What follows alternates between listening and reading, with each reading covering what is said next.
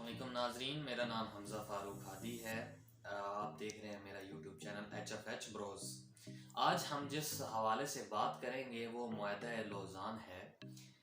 بہت سی افواہیں ہیں اس معاہدے کے حوالے سے جو کہ ہم اس ویڈیو میں ڈسکس کریں گے، اور ہم آپ کو یہ بتائیں گے کہ اس میں کتنی سچائی ہے، اور آپ تاکہ صحیح طریقے سے جانچ پڑتال کر کے یہ بات سمجھ سکیں کہ واقعی ہی اس کے حوالے سے جو افواہیں پیدا کی جا رہی ہیں یا بنائی گئی ہیں وہ سچ ہے یا جھوٹ۔ اچھا، بہت سے لوگ اس بارے میں نہیں جانتے کہ اور بہت سارے لوگ اس بارے میں سوچ رہے ہیں کہ 2023 میں رجب طیب اردگان خلافت کا اعلان کر دیں گے، اور جتنے بھی علاقے آٹومن امپائر کے پاس تھے وہ سارے واپس آ جائیں گے، لیکن حقیقت کچھ اور ہے۔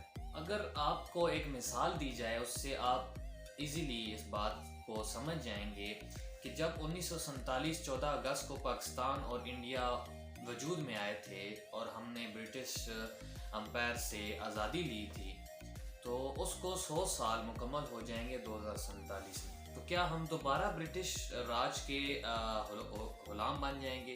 ہرگز نہیں۔ تو یہ مثال آپ کے لیے سمجھنے کے لیے کافی ہوگی۔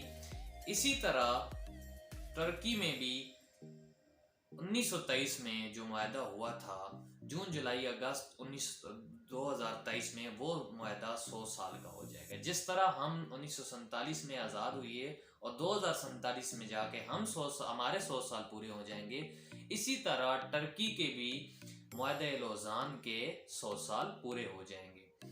اب بات کرتے ہیں کہ معاہدہ لوزان ہے کیا۔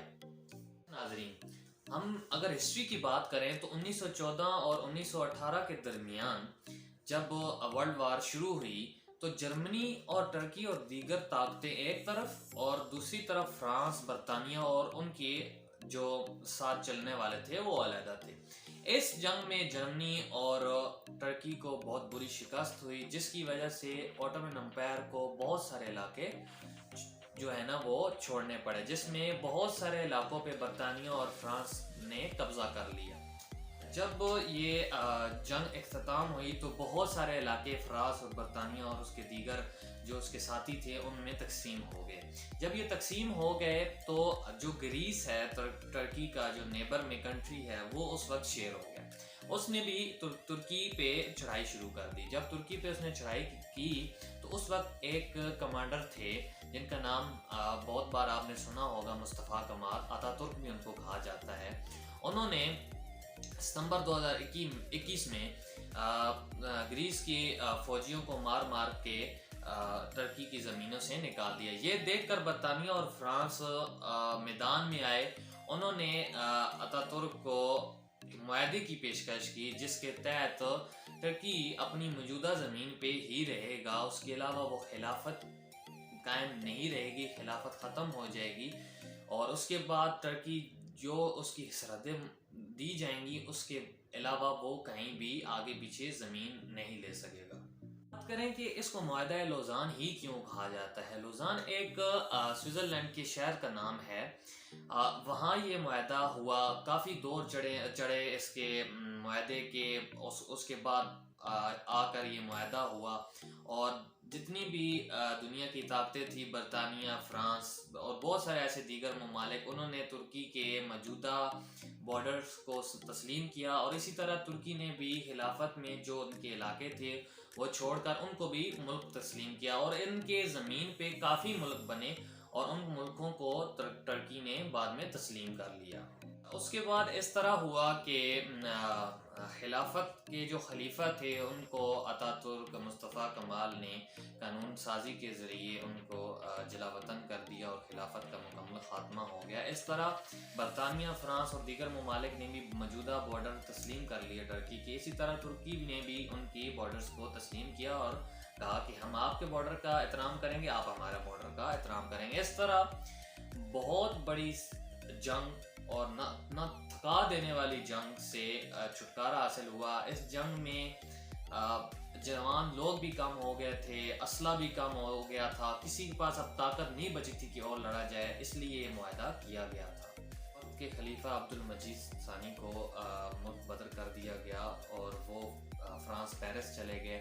بعد میں ان کے انتقال ہو گیا اور اس کے بعد ان کو مدینہ منورہ میں دفن کیا گیا. اچھا اس کے بعد اگر ہم بات کریں کہ کیا 100 سال پورے ہونے پہ ٹرکی اپنی جو آٹومن امپائر کی سرحدیں تھیں ان پہ اپنا کنٹرول جمائے گا کہ نہیں.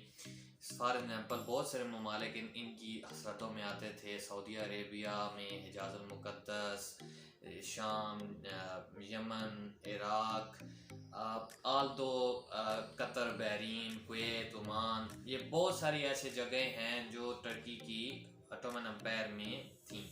تو کیا یہاں یہ سوال پیدا ہوتا ہے کہ کیا ٹرکی ان علاقوں پہ اپنا جو حق حاصل کر پائے گا کہ نہیں. لیکن جواب اس کا صرف یہ ہے کہ کوئی بھی معاہدہ 100 سال کے بعد ختم نہیں ہو جاتا.